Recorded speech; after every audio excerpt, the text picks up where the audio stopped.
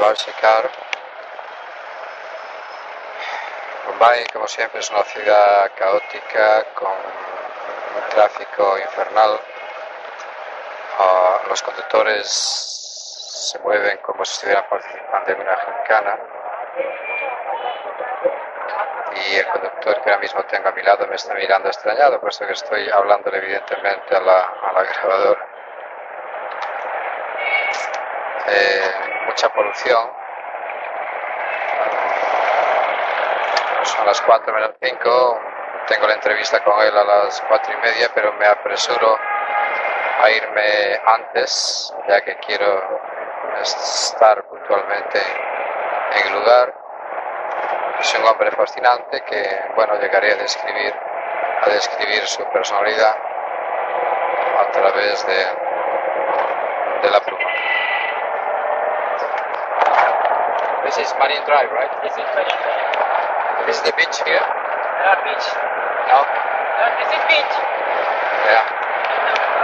You see that area, there is chopati. Yeah, what do you call that? Yeah. Chopati. This is all chopati. Ahora voy por Marine Drive.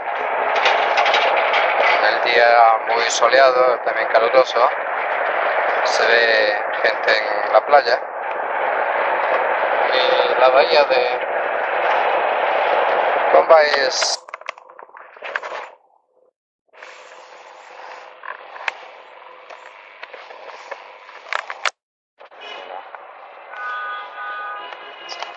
first. You're supposed to take some books and paper. Yes. Can we get that out of the way first? Okay, as you like. Then Okay. get on. Okay. Internationally known as. Oh, I see, but it's a pity because there are no more copies. Probably will have more I have to make more, so next time I come, I'll get it. So now, yes. you want to write an article for a magazine? Yeah, for a magazine, not only that, because I got very many, let's say, interviews Yes. with Oh, I see, many people. many people. Therefore, I'm writing a book about the great teachers of India. I see.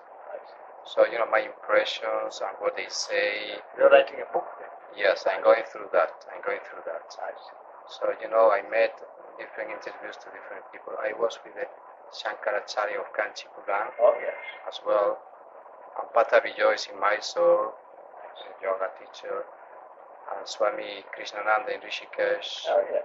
And even Mother Teresa before she died. Oh, I see. So I am gathering, the knowledge I see, yes. of all you people who I understand. are very wise. So I'm going through that. Sure.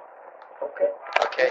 So first, what do you think that there are so many Westerners now, or from some time ago, coming to see you, to listen to you, and to be with you? What is the reason? What do you think that is the reason? Because I don't see, for instance, very many Indians around. No. But then, yes, there are. I mean, there must have been at least 7 or 8 Indians this morning. But much pure.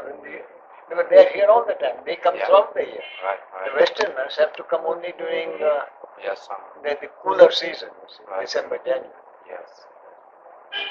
But why do you think that the Westerners are coming? Because they want to get knowledge. They want to. Yes, they are not satisfied with the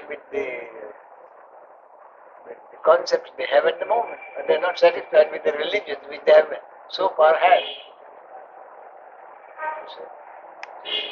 So they want to have something more. Then I think more books have been published now in the recent years about Vedanta, and so having read the books, many people come. I heard that. Anyway, I don't know very much about your biography because I asked different people and I tried to read different things, but I don't find too many things written. There's not much. No, that's. So I'd like, if you are so kind, to give me just a tiny bit about. Very simple. I went to school I matriculated from the St. Xavier's High School. Then I went to the Elphinstone College, 4 years in Elphinstone College. Then I went to London, 3 years in London, London School of Economics. With college you said before, sorry, I can... In India, Elphinstone College. Elphinstone. Yes. How do you spell that? Elphinstone. Ah, I see. And then you went to London? Then I went to London School of Economics for 3 years. I got my BCom degree from there. I came back. Then I joined the Bank of India, where I served for 37 years. Then I retired in 1977. And I married in 1940. And my wife and I have been together since then. We had 3 children, 2 boys and a girl. The eldest son died in 1990. So now I have a girl who is about 56 now, and a boy will be 50. My age? Yes. My age is my age. That's it. So that's it. And then how did you then get involved in knowledge of Vedanta? That I was always interested. Ever since I was young, I was always interested in it. Then I met a guru in 1956. No, wait a minute. In about early 60s. I had a guru for 20 years. After that, I met Maharaj. When did you meet Maharaj? In October 1978, 1 year after my retirement. I was with him till he died. I was with him for nearly 4 years, not 3 years, 1978 to 81. He died in 81. He died on 7th September 1981. So he was supposed to be an enlightened being. Yes. So my question would be, how do we know that a person can be an enlightened being? When there is no sense of personal doership.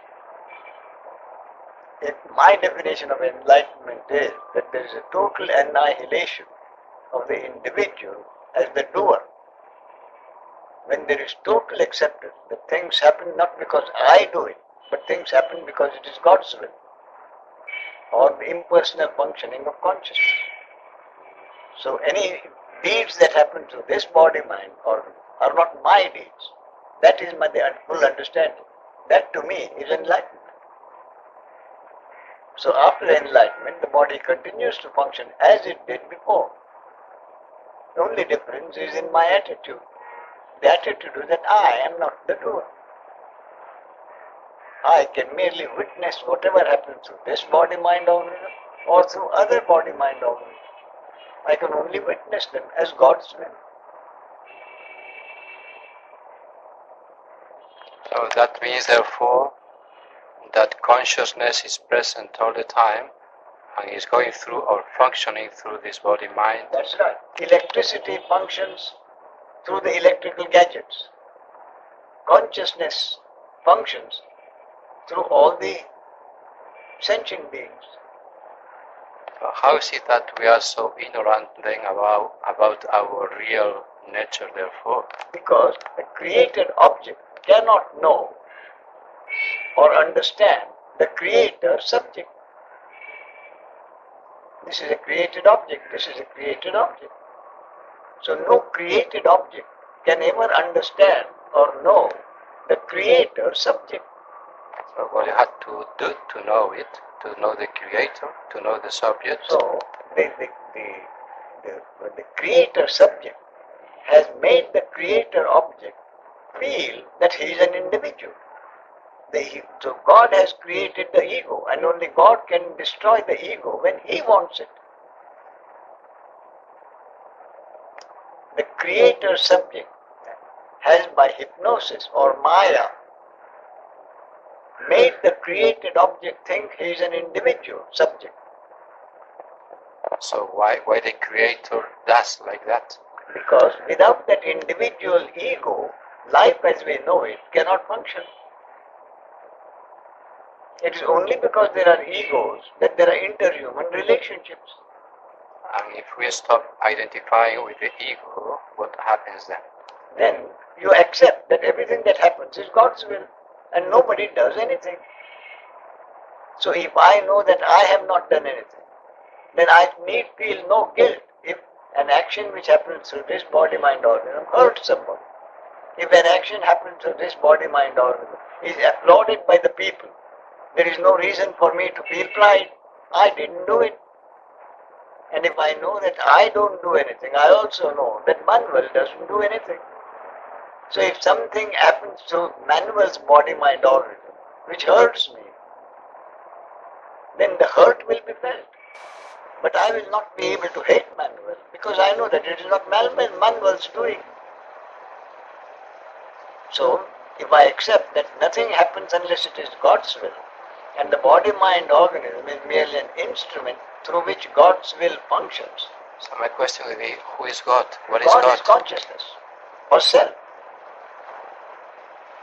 God is not an entity. God to me means the source.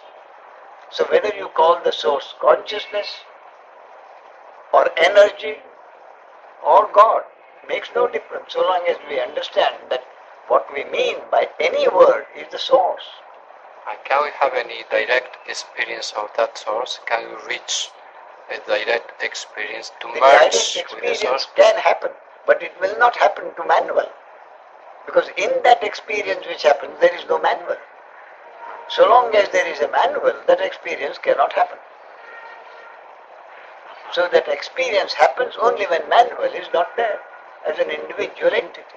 And when Manuel is not there, do I have to provoke that state? Or If Manuel is not there, who is to provoke what? If Manuel is not there, Yeah, that's true. then who is to provoke what? So, I mean, if you are an enlightened being, what is the meaning of enlightened being? You don't function anymore in this world? You function exactly as you functioned before. So what functions? The body, mind, organism functions. Earlier you thought you were functioning. As an individual. As an individual. As an ego. Now you know that you are merely a body-mind instrument through which the energy functions. I see. The energy or consciousness of God functions. So, Just as electricity functions through all electric gadgets, you accept that it is consciousness of God which functions through all sentient beings, through all human beings. so this duality in which we are, I mean, suffering and pleasure and everything else, so this comes to be a creation of Maya, the mind. Yes, or the ego. Of The the mind ego. intellect of the ego. Ego. Sure. So what is mind? Mind is the ego, which makes you think that you are an individual entity. And that identification disappears, or to make it disappear, you have to change your attitude in life. You have to change you cannot do anything because you don't exist. I don't exist according to the source, according to So what functions? The source functions. But in that And source, what you think you are merely a body, mind, organism. So if enlightenment has to happen, it can only happen because God who created the ego destroys the ego. then if all those people who make sadhana make a big effort Yes. to destroy the ego, Yes. so is God acting there? They are not acting at all? The ego cannot destroy itself. Therefore, there is a verse in the Bhagavad Gita which says, among thousands there is hardly one seeker. Among those who seek, hardly one knows me in principle. That is what Lord Krishna says. So among thousands of beings, only one seeks God. And among those who seek God, they choose the wrong way because it is God's will and their destiny to go along the wrong way until the right way comes along because it is God's will. So until then they do their sadhana, they think they are going to be enlightened, until they realize that they cannot be enlightened. Because enlightenment means the total annihilation of the individual who seeks. So to me, enlightenment means the total annihilation of the me, which means the total understanding that all that functions through every human being as an instrument is that energy or the source. So what is going on in this life, so many egos, so many minds, so many individuals, is like a dream. It is like a dream, you can say it's a movie. It's a movie, it's a dream. So if it is a movie, the story is written by consciousness. The script is written by consciousness. The movie is produced by consciousness. The movie is directed by consciousness. Consciousness is playing all the characters in the movie, and consciousness is witnessing the movie.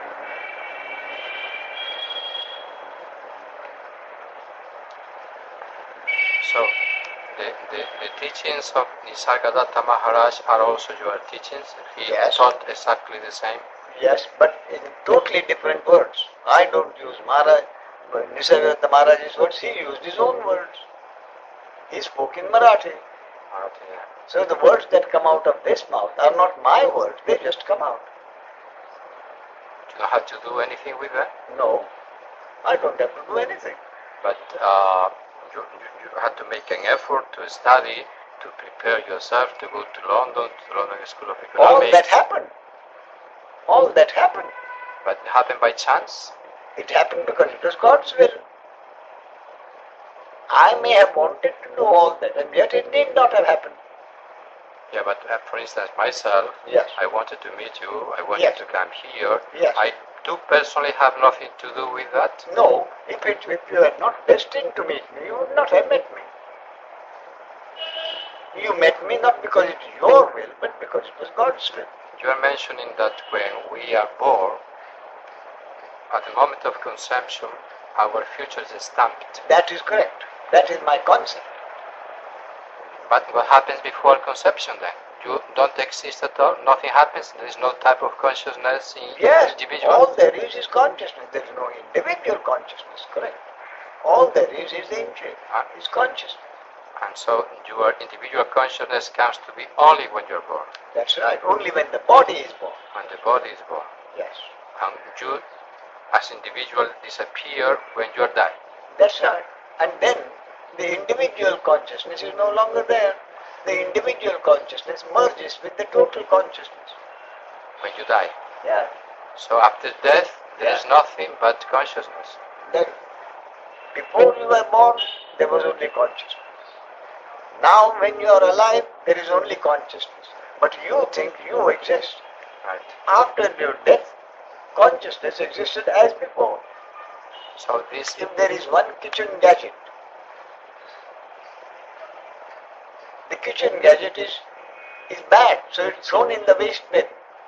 What happens to electricity? Nothing. Electricity functions through other gadgets.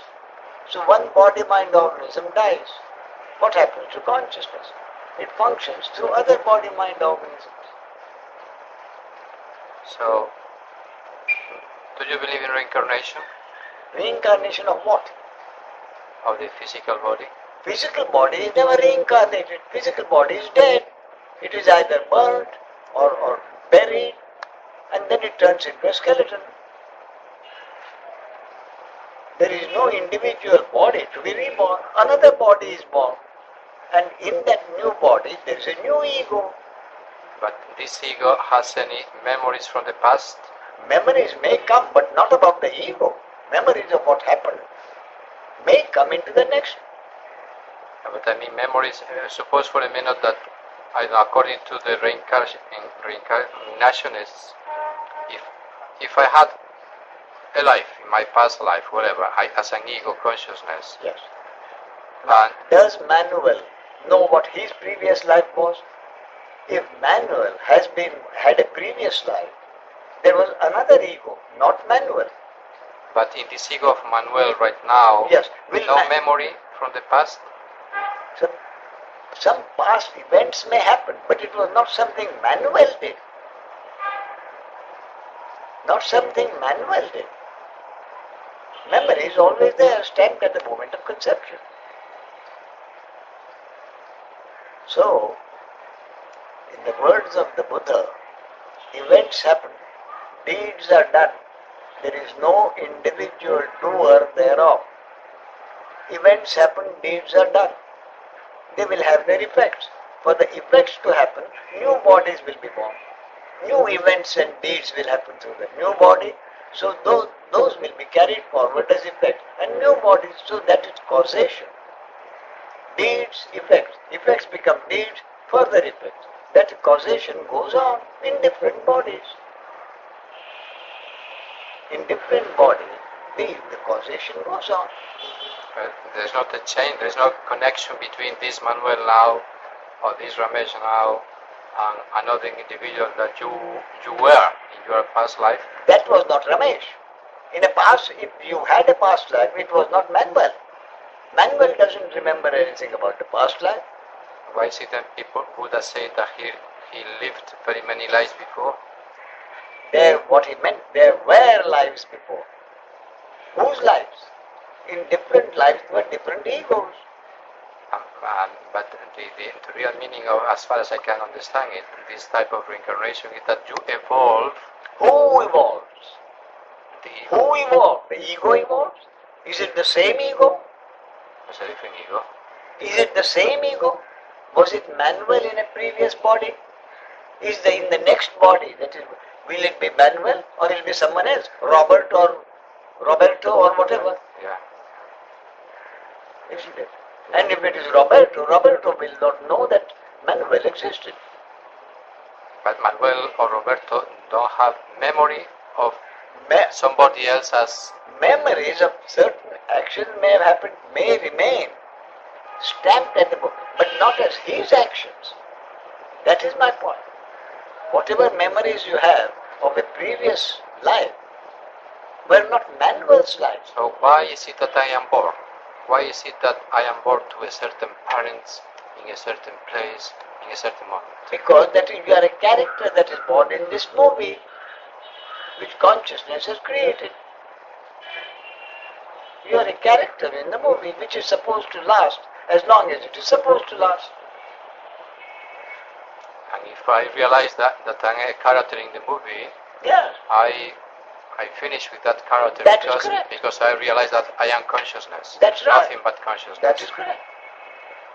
So then, identification with an individual body-mind organism as a doer, that it disappears. The sense of personal doership disappears.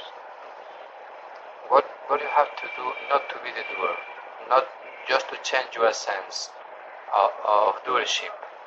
In other words, if I identify as Manuel, if I identify myself with my actions, in order to be a wise person, in order just to be God-realized or enlightened or to know that I am the source of consciousness or I am consciousness, what should I do? What should who do? This individual mind. The mind, just a mind. What can a mind do something? Through the thought, cannot I realize that? Who realizes? There is no who to realize. If there is realization, it happens because it is God's will. Anything that happens through this body-mind organ is not Manuel's deed. Buddha said, deeds are done. There is no individual doer thereof.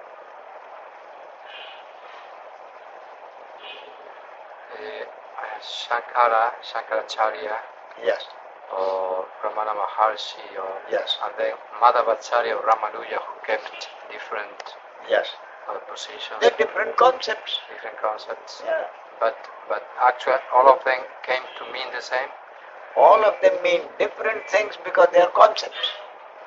Whatever any sage has said at any time, whatever any scripture of any religion has said at any time is a concept.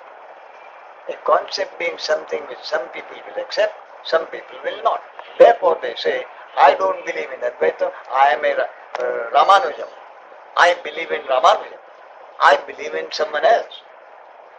You see, so that's a concept. So some concepts are accepted to some body, some mind, others are approved. So whatever anybody has said, whatever any scripture of any religion has said, is a concept which some people may accept, some people may not. So what is not a concept? Only the truth. And what is the truth? The only truth is the impersonal awareness. I exist. I am. You call it impersonal awareness. I am. That's all. Not I am Manuel or I am Ramesh. I am. I exist. Nobody will deny. An atheist, if he comes here, he says, I don't believe God exists. I said, fine. That is your privilege. But will you deny that you exist? He cannot deny that he exists. In other words, that there is an awareness of existence. I exist. That nobody will deny. Yeah, but for instance, my awareness of existence comes to be I exist as such and such a person. No, that is later. Such and such a body. I know, that is the Maya. That is the divine hypnosis. Manuel is divine hypnosis. I am is the truth. I am Manuel is a concept. So when the concept disappears, the truth That is correct. manifests. That is correct. I am, which is covered by Manuel. So by God's will, if Manuel disappears, I am remains, which is the truth. Let me ask you this question. Are you an enlightened being? There is no enlightened being. Self-realized or whatever we call it. Self-realization or enlightenment to me means the total acceptance that I am not the doer. Everything that happens through this body-mind organism is the deed of consciousness or energy or God. That I, Ramesh, do nothing. That is my understanding, yes. And can you be conscious of that all the time? Yes, all the time. All the time. Even the thoughts are working through your individual ego mind? No, the thoughts happen. Just But happen. they are not my thoughts. Deeds happen. They are not my deeds. That is the total acceptance. That they work through you. They act Through this, not me. through Through this body-mind organism. Yes, when I mean you, I mean this body-mind organism. Yes, sure. So all that exists is the body-mind organism. And so long as the body-mind organism exists, it's programmed in a particular way, and deeds that happen through this are God's deeds. So, in other words, When you say God, you refer yourself not to a personal God, but a consciousness or yes, the source. source. Yeah. It is always the source which functions through every body-mind organism. Therefore, the source has created every human being as a uniquely programmed instrument. No two human beings are alike. Each human being is a uniquely programmed instrument. Uniquely programmed, so that through that body-mind organism, only certain actions will happen. How do those actions happen? If you have a personal computer, what happens? You put in an input. What can the computer do except bring out an output strictly the way it is programmed? So that is what energy or God or consciousness does. He puts in an input. What input does he put? He sends a thought to you. Or he makes the body-mind organism see something or hear something. The brain reacts to what is the thought or what is seen or heard. And the reaction of the brain, a mechanical reaction of the brain to the input, is the output, which Manuel thinks is his action. Whereas it is only the output, which is the reaction of the brain to an input over which Manuel has no control. So any action which happens through this body-mind organism is a mechanical reaction of the brain to an input, a thought or something you see or hear over which you have no control, according to a programming in the body-mind organism over which you have no control. But if anything happens around me, whatever, noise, words, sounds. The things you brain can see. reacts to it. The brain reacts. That's all. And how does the brain react to it? According to the programming. And what do I mean by programming? You had no choice in being born to particular parents. Therefore, you had no choice about your genes. For the same reason, you had no choice about being born in a particular environment. Therefore, you had no choice about the conditioning you received in that environment. And genes plus environmental conditioning as a child together is what I call the programming. So the brain reacts to an input over which it has no control, according to the programming over which also you have had no control. And that output which happens as a result of the reaction of the brain to the input is what manual says is my action. So where is really manual? It's merely a mechanical reaction of the brain to an input over which it has no control, according to the programming over which you have had no control. So we all are involved in Maya. Yes. But there is like a cosmic Maya for everybody. So there can be like a total impersonal consciousness in everybody, or it has to be person by person. No, it is always the impersonal consciousness which functions through every body, mind, organism like a programmed instrument. Therefore, again to repeat Buddha's words, events happen, deeds are done. There is no individual doer thereof. Deeds are done through uniquely programmed human body-mind organisms. So if we disappear, as I mentioned before, when we die, whatever happens in the so-called astral plane, for instance, my father died last year. Yes. So he disappeared as an individual so consciousness. His breath mingled with the air outside. The consciousness within became consciousness, the total of consciousness. And whether there is an astral body or not, there may be. In other words, if you ask me, are there ghosts or angels? There may be. If God or consciousness can create beings with bodies, what is to prevent God or consciousness from creating beings without bodies? So there may be astral beings, there may be angels, there may be ghosts. But they're still part of phenomenality, part of the movie.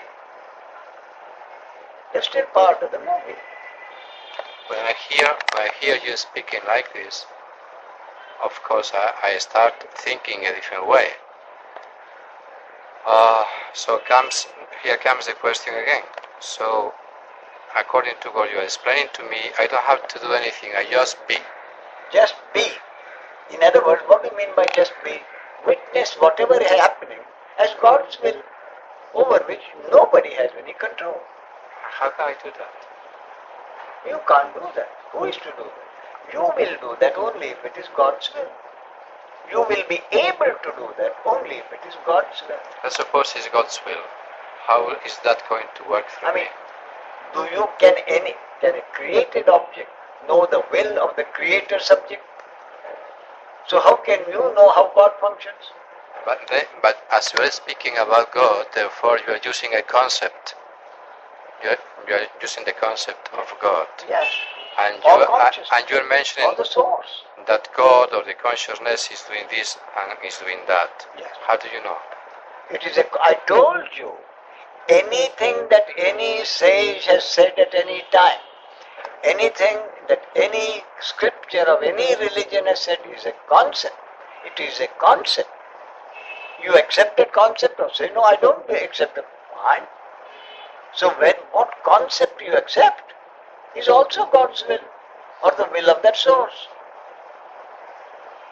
So, if we are able to accept this concept that you are really not doing anything, then there is no guilt, there is no pride, there is no hate, there is no envy.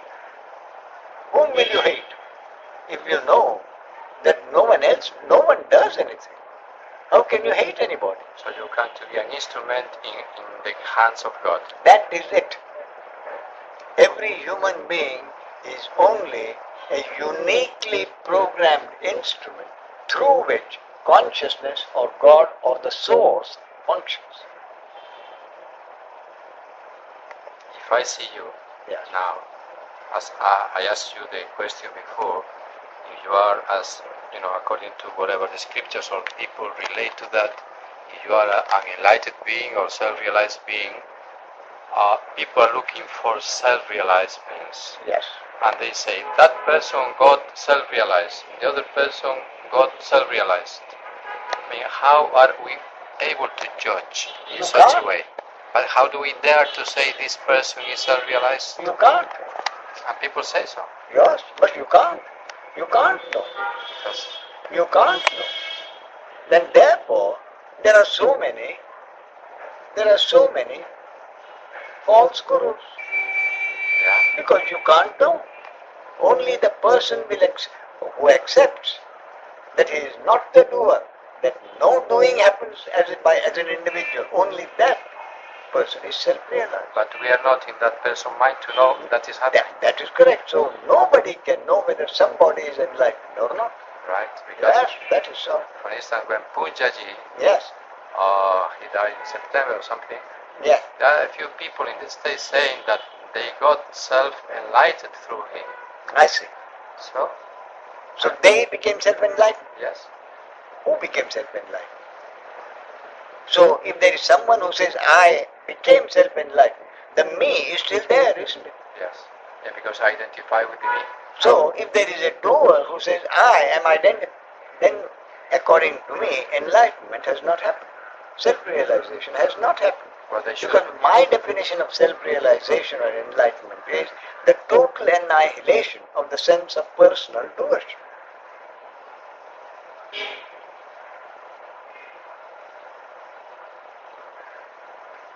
But that is something that you live very subjectively and personally. That's right. Therefore, nobody can judge it from outside and no, say, no, Ramesh is a self-realized being. No one can decide whether someone else is self-realized or not. So how do we say that Ramana Maharshi was a self-realized being? How do you, because you feel that is so. But it's a concept. How do you know Ramana Maharshi was self-realized? You can't. People say so. People say so.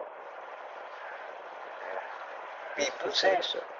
Or even Sai Baba, people say that he's God. I mean, in the sense that he materializes things, and people believe that they are in the presence of God. They create that idea. That's right. The mind, the creation, a concept again. Sure, that is my point. It is a concept. The only thing which is not a concept, the only truth is the impersonal awareness. I am. I exist.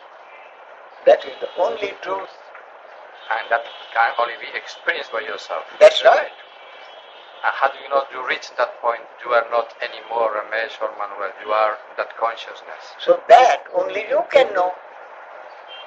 No one else can know. Do you have a special experience about that? Or? My experience is only one thing, Manuel. I have absolutely not the slightest doubt that all actions happen through me because that is the will of the source or God. I do nothing. Ramesh does nothing. Ramesh is merely the name given to this body-mind organism. Everything that happens through this body-mind organism is because of God's will, not Ramesh's will. That is my final, total acceptance. If you think that is enlightenment to self-realization, then there is self-realization. But if your concept of self-realization is the ability to walk on water, then this body, then there is no self-realization because I am not able, this body-mind organism is not able to walk on water.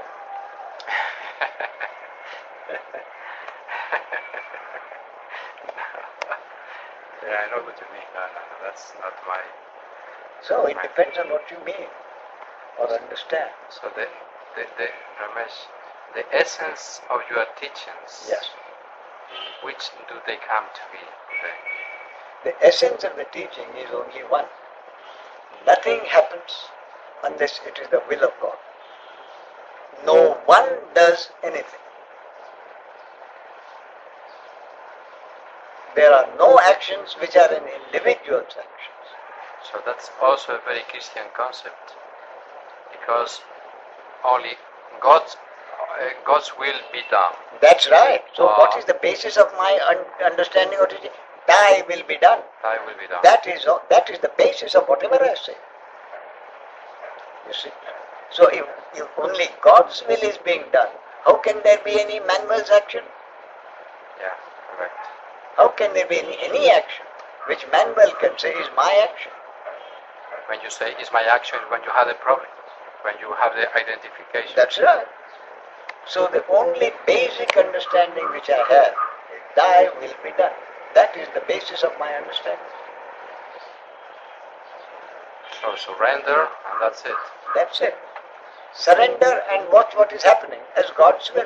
And you enjoy life like that. Yeah, and enjoying life means accepting whatever happens. Without as any God's effort to will. change it.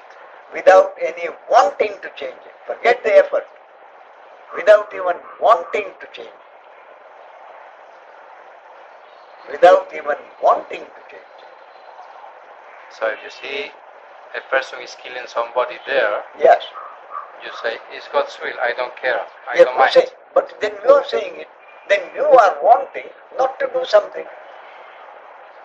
But you are watching something being happened and something being killed. And if you are programmed to go and, then the body will go and interfere. What does manual do? Nothing. If the body is programmed to go and stop what is happening, the body will do it. Through a personal will. No, not through a personal will, because it is God's will. So this body, mind, organism will go and interfere only if it is God's will, not because it's the personal will. Whatever is happening, when will this body, mind, organism interfere? Will. So, Nothing happens unless it is God's will. So, consciousness is there all the time, and we are all instruments through which this consciousness is operating. That is correct. That is correct. That is the basis of what I'm saying, which is the same as thy will be done. Thy will be done. I know there are many followers of you yourself. I know some people who really want to come to meet you, Yes. and of Nisargadatta Maharaj.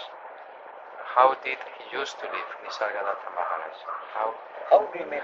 He was Like anybody else. like anybody else. Like anybody else.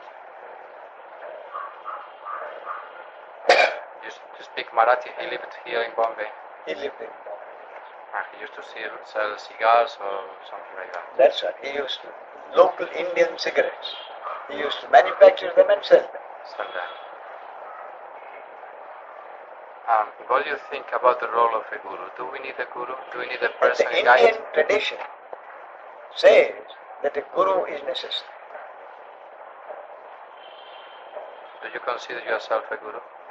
Do I consider myself a guru? No. I just sit. People come to me. They listen and they say they have been helped very much. So they consider themselves my disciples. I say, if you consider yourself my disciple, all right, you are my disciples.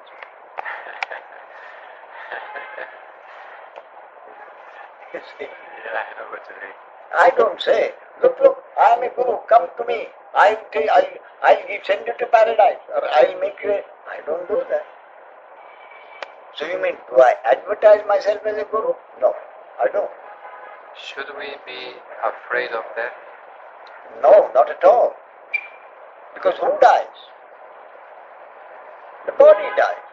The body that was, before this body was created, whatever existed was consciousness.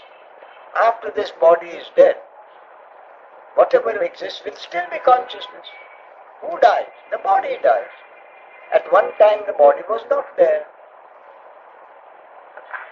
Yes, but excuse me for insisting in this, but my question would be, I should think the same. how can I get rid of this false consciousness I do have as Manuel? You see, did you create that? I just So that false consciousness, the identification with a sense of doership, you did. The ego, you didn't create it. I didn't create the ego. I just came. So only that power, which is the source, who created the ego, can demolish it. Only that power, the source, or God, or energy, or consciousness which created the ego, can get rid of it. The ego cannot get rid of the ego. And if it doesn't happen, as it might happen to you that you got rid of your ego, but in this life, so if it doesn't happen to me like many other people, what happens? Then it is not God's will for it to happen. So whether the ego gets demolished or not depends, like everything, on God's will. Whether enlightenment happens or not is, like everything, depends on God's will.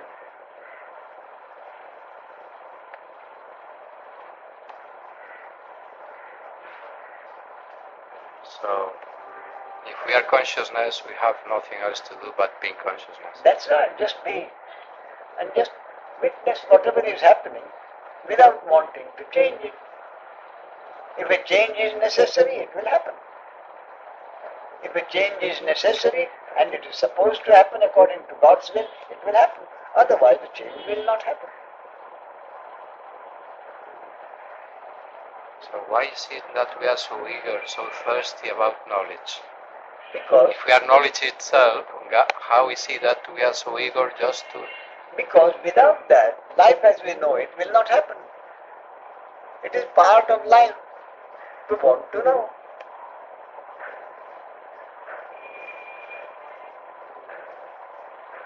And when God created the world? But when did God create the world like this? That is a concept. The one concept is that when you are in deep sleep, is there a manifestation? There is no manifestation.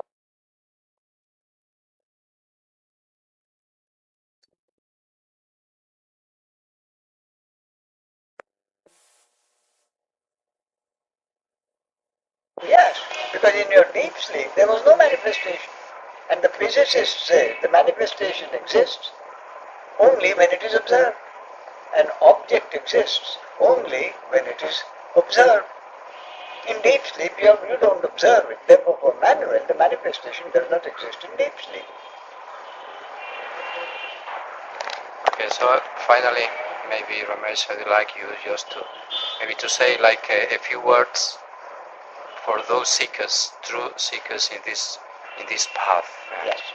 There never has been a seeker. Always the seeking has happened because it is God's will. What kind of seeking happens? Whether the seeking is for God or enlightenment, or whether the seeking is for money, or the seeking is for power, depends on the way the body-mind organism has been programmed by God.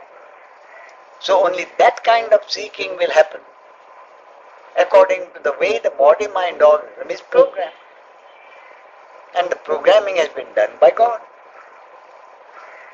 So the seeking is happening. There has never been a seeker. And that is the whole problem. The individual thinks he is the seeker. Whereas actually seeking has been happening. Whatever the seeking has been happening because that is the way the body-mind organism is programmed, and that is God's will. The seeking doesn't happen because there is a seeker. Seeking happens because it is God's will. And what kind of seeking happens depends on the way the body-mind organism is programmed. Who programs God? Of course. So God programs these organisms to look for money, this other to look for sex, this other to look for spirituality. Yes, and I told you what the programming is, genes plus childhood conditioning. Neither of which is in your control. Programming. The child is conditioning. The environmental conditioning by men, by surrounding, by people, by things around you. Sure, but then the child hasn't chosen to do that. So it's not been the child's choice. So God has decided to whom that child will be born and in what environment the child will receive its conditioning.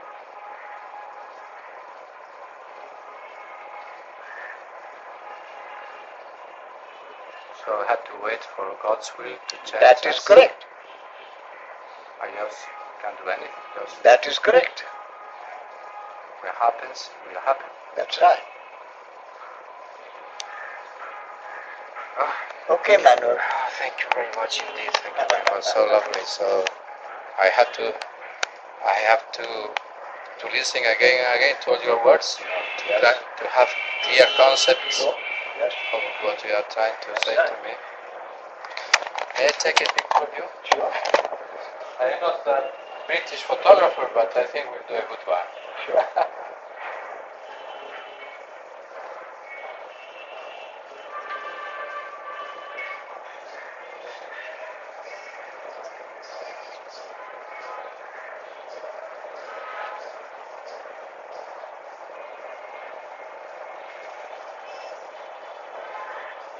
Peter, I'd like to take a picture with you, but we don't have anybody here. I'd like to take a picture with you. We don't have anybody. Take a nice one. Lovely picture.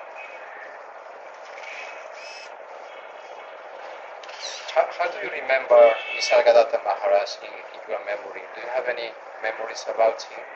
Not particularly. No. Not particularly. Do you think one day you can come to Spain? I doubt it. Yes. I'll be 81 in May. 81 in May. And I'm going to Germany, I for just. 2 weeks. Yes. After that I come back. You come back here afterwards. There have been many very kind invitations Yes. to go elsewhere. Yes. But I can't. You cannot. Well, we come here to see you then. That's right. We just maybe this year I come with a group of Spanish people coming to India, 20 or 30 people. I see. So if I come, I would like to bring all of them to meet you. Is that possible? Sure. Yes, I'll bring them over just to Yes, certainly. to meet you. It would be nice to have a big group with you here. It would be lovely. Sure. Okay, So, Manuel. thank you very much. Not at all. Okay. Thank you very much. I really pay you my homage, my respects. I'll see you again. Thank you very much. Yes. I feel very close to you, really. You're welcome. So, Thank you. I'll be with you. Okay. Thank you very much. Thank you.